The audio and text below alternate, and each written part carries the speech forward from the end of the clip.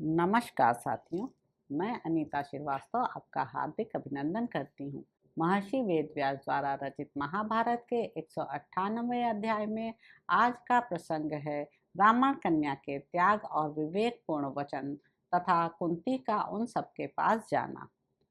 वैशंपायन जी कहते हैं, जन्मेजय, दुख में डूबे हुए माता पिता का यह वचन सुनकर कन्या के संपूर्ण अंगों में दुख व्याप्त हो गया।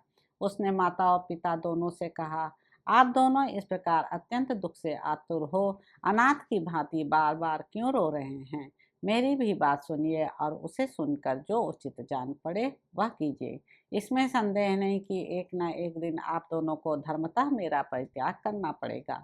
जब मैं त्याजी ही हूँ, तब आज ही मुझे त्याग कर इस अकेली के द्वारा इस समूचे कुल की रक्षा कर लीजिए। संतान की इच्छा इसलिए की जाती है कि यह मुझे संकट से उबारेगी। अतः इस समय जो संकट उपस्थित हुआ है, उसमें नौका की भांति मेरा उपयोग करके आप लोग शोक सागर से पार हो जाइए। जो पुत्र इस लोक में दुर्गम संकट से पार लगाए अथवा मृत्यु के पश्चात परलोक में उद्धार करे, सब प्रकार पिता को तार दे, उसे ही विद्वानों ने वास्तव में पुत्र कहा है। पितर लोग मुझसे उत्पन्न होने वाले दौहित्र से अपने उद्धार की सदा अभिलाषा रखते हैं। इसलिए मैं स्वयं ही पिता के जीवन की रक्षा करती हुई उन सबका उद्धार करूंगी। यदि आप परलोकवासी हो गए तो यह मेरा नन्हा सा भाई थोड़े ही समय में नष्ट हो जाएगा, इसमें संशय नहीं है।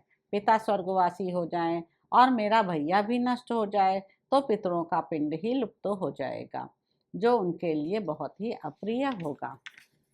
पिता, माता और भाई तीनों से परित्यक्त होकर मैं एक दुख से दूसरे महान दुख में पड़कर निश्चय ही मर जाऊंगी। यद्यपि मैं ऐसा दुख भोगने के योग्य नहीं हूँ, तथापि आप लोगों के बिना मुझे यह सब भोगना ही पड़ेगा।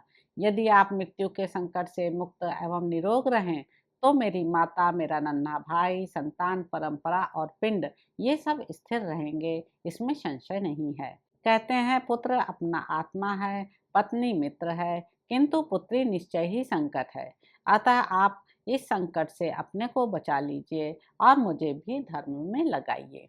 पिताजी, आपके बिना मैं सदा के लिए दीन और असहाय हो जाऊंगी, अनाथ और दयनीय समझी जाऊंगी। अरक्षित बालिका होने के कारण मुझे जहाँ कहीं भी जाने के लिए विवश होना पड़ेगा, अथवा मैं अपने को मृत्यु के मुख में डालकर इस कुल को संकट से छुड़ाऊंगी। यह अत्यंत दुष्कर कर्म कर लेने से मेरी मृत्यु सफल हो जाएगी। दुष्श्रेष्ठ पिताजी, यदि आप मुझे त्याग कर स्वयं राक्षस के पास चले जाएंगे तो मैं बड़े दुख में पड़ जाऊंगी, अतः मेरी ओर भी देखिए। अतः हे साधु शिरोमणे, आप मेरे लिए, धर्म के लिए तथा संतान की रक्षा के लिए भी अपनी रक्षा कीजिए और मुझे, जिसको एक दिन छोड़ना ही है, आज ही त्याग दीजिए। पिताजी, जो काम अवश्य करना है उसका निश्चय करने में आपको अपना समय व्यर्थ नहीं करना चाहिए। हम लोगों के लिए इससे बढ़कर महान दुख और क्या होगा कि आपके स्वर्गवासी हो जाने पर हम दूसरों से अन्न की भीख मांगते हुए कुत्तों की तरह इधर उधर दौड़ते फिरें। यदि मुझे त्याग कर आप अपने भाई बंधुओं सहित इस क्लेश से मुक्त हो निरोग बने रहें, तो मैं अमर लोक में निवास करती हुई बहुत सुखी होंगी। यद्यपि ऐसे दान से देवता और पितर प्रसन्न नहीं होते, ऐसा मैंने सुन रखा है, तथापि आपके द्वारा दी हुई जलांजलि से वे प्रसन्न होकर अवश्य हमारा हित साधन करने वाले होंगे।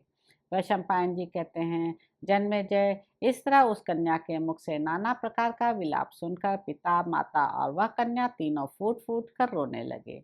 तब उन सबको रोते देख ब्राह्मण का नन्हा सा बालक उन सबकी ओर प्रफुल्ल नेत्रों से देखता हुआ तोतली भाषा में अस्पष्ट एवं मधुर वचन बोला, पिताजी ना रो, माँ ना रो, बहन ना रो। वह हंसता हुआ सा प्रत्येक के पास जाता और सबसे यही बात कहता था। तदंतर उसने एक तिनका उठा लिया और अत्यंत हर्ष में भरकर कहा, मैं इसी से उस निर्भक्षी राक्षस को मार डालूंगा। यद्यपि वे सब लोग दुख में डूबे हुए थे, तथापि उस बालक की अस्पष्ट तोतली बोली सुनकर उनके हृदय में सहसा अत्यंत प्रसन्नता की लहर दौड़ गई। अब यही अपने को प्रकट करने का अवसर है, यह जानकर कुंती देवी उन सबके निकट गई और अपनी अमृतमयी वाणी से उन मृतक तुल्य मानवों को जीवन प्रदान करती हुई सी बोली। तो इस प्रकार साथियों, आदि पर्व के अंतर्गत वक्बद्ध पर्व में ब्राह्मण की कन्या और पुत्र के वचन संबंधी 158वां अध्याय पूरा हुआ। इसके अगले अंक में आप जानेंगे कि कुंती के पूछने पर ब्राह्मण का उनसे अपने दुख का कारण बताना।